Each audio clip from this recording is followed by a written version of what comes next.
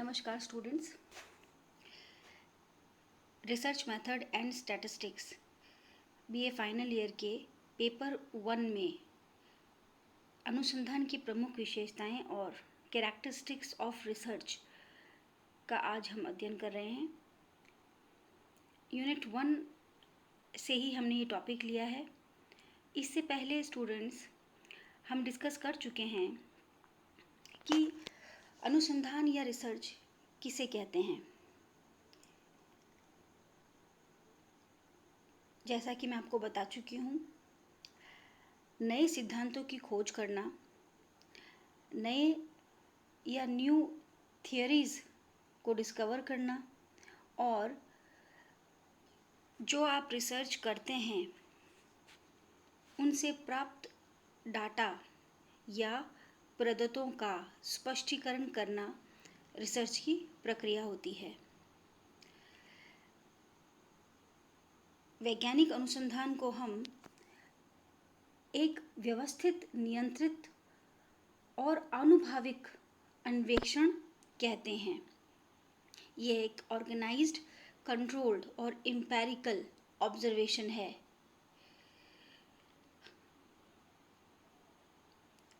अब अनुसंधान की क्या क्या विशेषताएं हो सकती है वो हम देख लेते हैं। अनुसंधान एक उद्देश्यपूर्ण, सुव्यवस्थित बौद्धिक प्रक्रिया है। हमने ये डेफिनेशन में डिस्कस किया था कि अनुसंधान जो है या रिसर्च जो है एक उद्देश्यपूर्ण या एक एम लेकर जो हम ऑर्गेनाइज्ड स्टडी करते हैं, ऑब्जर्वेशन करते हैं, उसे हम अनुसंधान कहते हैं। तो यह इसकी पहली कैरेक्टरिस्टिक्स है। अनुसंधान एक वैज्ञानिक अन्वेषण पद्धति है जिसमें व्यवस्थित, नियंत्रित, वस्तुनिष्ठ तथा आनुभाविक अध्ययन होता है। रिसर्च इज अ ऑर्गेनाइज्ड, नियंत्रित का मतलब हुआ कंट्रोल्ड और ऑब्जेक्टिव स्टडी है। अनुसंधान के द्वारा या तो किसी नए तथ्य, सिद्धांत, विधि या वस्तु की खोज की जाती है अथवा प्राचीन सिद्धांत, विधि या वस्तु में परिवर्तन किया जाता है। तो इसमें हम नए सिद्धांतों को भी खोज करते हैं और जो पहले सिद्धांत स्थापित हो चुके हैं उनका वेरिफिकेशन भी किया जाता है। अनुसंधान में संबंधित समस्या के अध्ययन का आधार ऐसी परिकल्पना होता है जिनसे कि अनुभवी तथा मात्रात्मक अध्ययन में सुविधा होती है। तो जब हम रिसर्च करते हैं तो रिसर्च में हम हाइपोथेसिस को प्रूव करते हैं और जब इस हाइपोथेसिस को प्रूव या डिसप्रूव किया जाता है तो इससे जो आगे होने वाले अध्ययन है उनमें हेल्प मिलती है। अनुसंधान में उपकल्पनाओं के कथन का वैज्ञानिक ढंग से परीक्षण होता है। विद्यार्थियों, इसमें उपकल्पना का तात्पर्य हुआ आपकी परिकल्पना। उपकल्पना, परिकल्पना या हाइपोथेसिस के जो स्टेटमेंट्स होते हैं उनका वैज्ञानिक ढंग से, साइंटिफिक मेथड से, साइंटिफिक पैटर्न से परीक्षण किया जाता है। अनुसंधान एक तर्कपूर्ण तथा व्यवस्थित प्रक्रिया है। इसके द्वारा प्राप्त निष्कर्ष वास्तविक आंकड़ों पर आधारित होते हैं, ना कि तर्कपूर्ण होते हैं। तो जो भी इसमें डाटा प्राप्त होते हैं या निष्कर्ष प्राप्त होता है वह जो है आंकड़ों पर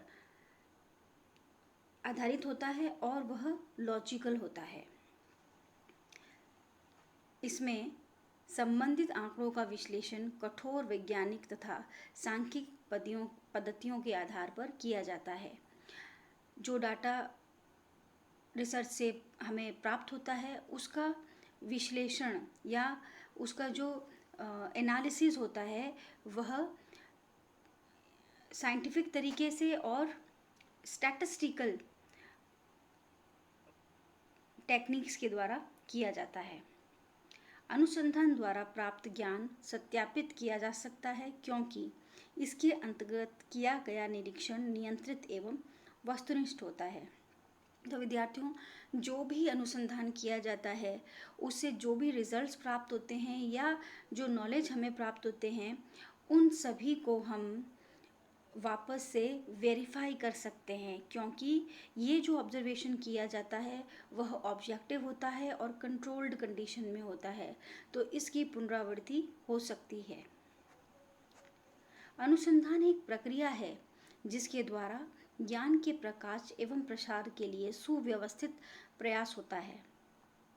रिसर्च जो है वो एक प्रोसेस है जिससे कि नॉलेज जो है वह एनलाइटेड होती है, साथ ही साथ उसका प्रसार भी होता है। अनुसंधान कार्य के लिए वैज्ञानिक विकल्पों का प्रयोग किया जाता है। जब भी रिसर्च की जाती है तो हमेशा साइंटिफिक जो वेज होते हैं उन्हीं को हम लोग यूज़ करते हैं। आंकड़ों को प्राप्त करने के लिए विश्वसनीय एवं वैध उपकरणों का उपयोग किया जाता है। जब आप रिसर्च कर रहे हैं तो रिसर्च के लिए अगर आपको कोई एक्सपेरिमेंट करने हैं, तो एक्सपेरिमेंट करने हो, टेस्ट करने हो, सर्वे करना हो, तो जो भी उपकरण यूज़ किए जाते हैं, जो भी इक्विपमेंट्स यूज़ किए जाते हैं, वे सब रिलायबल और वैलिड होते हैं, वह स्टैंडर्डाइज्ड होते हैं। इसमें प्राप्त परिणामों तथा संबंधों की पुनरावृत्ति इस उद्देश्य से बार बार की जाती है ताकि सुनिश्चित तथा सुसंगत निष्कर्ष उपलब्ध हो सके। ये मैंने आपको बताया भी कि जो भी परिणाम आते हैं उनका रिपीटिशन किया जा सकता है, और वह इस उद्देश्य से करते हैं ताकि जो भी परिणाम आए हैं वह कंसिस्टेंट हो और जो निष्कर्ष उपलब्ध हो रहे हैं वह ऑथेंटिक हो।